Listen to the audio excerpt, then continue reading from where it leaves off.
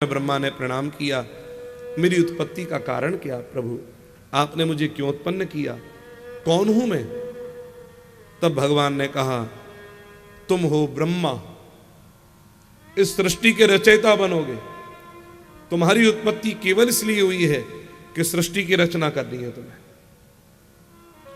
ब्रह्मा ने कहा, हे प्रभु, मुझ में शक्ति कहां से आएगी?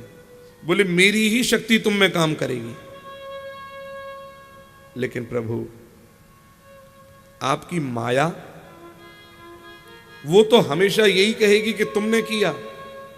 लोग भी मेरी पूजा करेंगे, मेरी प्रशंसा करेंगे, तो मेरे मन में अहंकार आना स्वाभाविक है। मुझे अहंकार से डर लगता है, क्योंकि मुझ में तो कोई शक्ति ही नहीं है।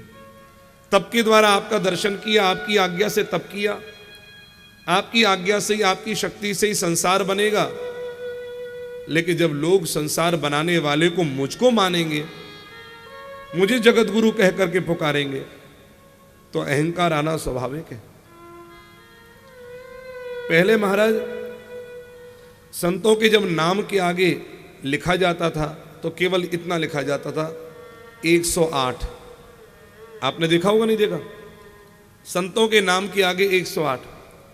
फिर होड़ लगी और संतों में होड़ लगने लगे। संतों में क्या, उनके चेला चेली, गुरुजी वो 108 है, आप कुछ भी नहीं लगाते। बेटा तुम क्या लगाना चाहते हो? गुरुजी 108 तो नहीं लगाएंगे। बोले, फिर हम 1008 लगाएंगे। तो हो गया 1008। और 1008 के बाद में अब और चेले बोलने लगे, गुरुजी वो 108, वो 1008, आप क्या लगाएंगे? बोले, तुम जो लगाना चाहो। गुरुजी अगर ऐसे ही जीरो बढ़ाते चले जाएंगे तो जीरो का तो कोई अंत नहीं है, कहीं बढ़ जाए। फिर हम तो आपके नाम के आगे लिखते हैं, अनंत श्री विभूषित, इनफाइनाइट, अनंत है। हमारे गुरुदेव अनंत हैं। और धीरे धीरे करते करते उनके मन में ही आ गया, हम ही अनंत हैं। ये अहंकार व्यक्ति के मन में बड़ा जल्दी आ जाता है, नारायण। और ये अहंकार ही अंत में पतन का कारण बनता है। एक बार हनुमान जी को भी अहंकार हुआ, हनुमान जी को भी। और जब हनुमान और राम जी को भी अहंकार हुआ, मैं आपको बताऊं। अच्छा, राम जी को अहंकार वाली कथा बता दें कि हनुमान जी को अहंकार वाली कथा बता दें? दोनों तो नहीं बताएंगे। राम जी, हनुमान जी। तो हनुमान जी को जब अहंकार हुआ, एक बार चरण दाब रहे थे राघवेंद्र सरकार के,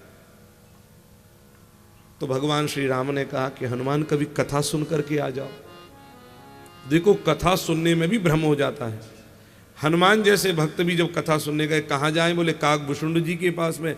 तो काकभूषुंड जी के पास कथा सुनने गए। उस समय काकभूषुंड जी कह रहे थे कि महाराज, जब किसी भी वानर से समुद्र लांघने का साहस ना हुआ किसी भी वानर में, तब जामवंत के वचनों को सुनकर के श्री हनुमंत लाल ने एक ही छलांग में समुद्र को लांघ लिया और लंका में पहुंच करके महाराज जो हनुमान जी ने किया वह अद्भुत था।